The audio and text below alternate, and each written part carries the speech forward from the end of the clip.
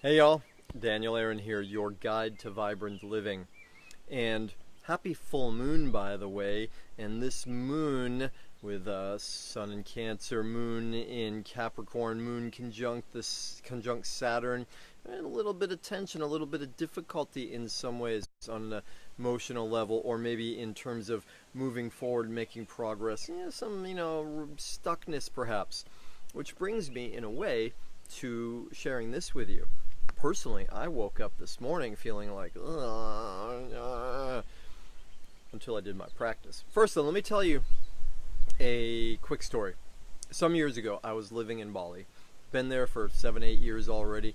I heard, to my great excitement, about a guy who had moved to town who was offering oxygen healing therapy. Means ozone. And I had heard about this kind of work for years from people who'd gone to see Dr. Hit in Tijuana and getting radical cures from addiction, from cancer. Of course, it was illegal in the U.S. at that point. I don't actually know if it is still illegal in the U.S. or not. In any case, he came to town, so I got his number. I called him up, and I said, can I come see you? What's it cost? All this, and he told me a little bit. He said, so what? Why? Why do you want to come? What's wrong?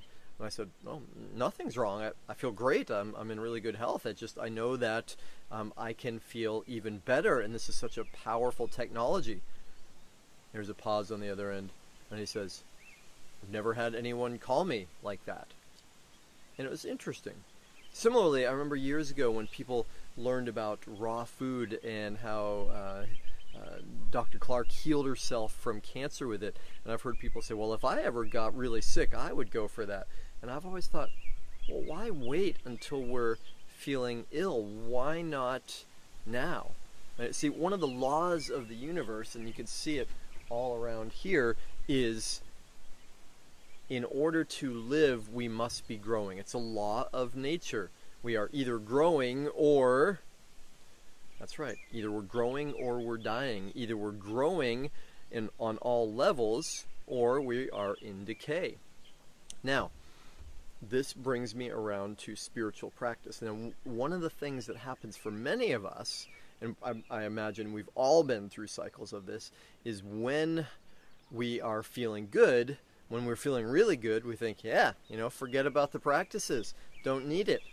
Totally fine. I'm not against that in any way. And with any kind of practice, we're not always going to be 100% on it. And it's great to have those periods off and reflect and shift and make our practice alive. Another possibility, and let me go back to the cycle that often happens here too. Do our practices, whatever they are, the breathing, yoga, meditation, we're feeling good, feeling better, getting better, feeling good. Forget about the practice, let go of the practice, and then little by little we start to decline. Until one day we say, I don't feel so good, something's wrong. Oh, I know, I've got a practice, I've got something I can do that will help. And then we get back on. Totally fine. Been through that kind of cycle many times. Another possibility, something that's fantastic though, is to keep with our practices even when we are feeling good. Perfect. Right? And what happens then is, just like the Doors, who I just learned this, by the way, do you know where their name comes from? It comes from Aldous Huxley's book, Doors of Perception. Fascinating.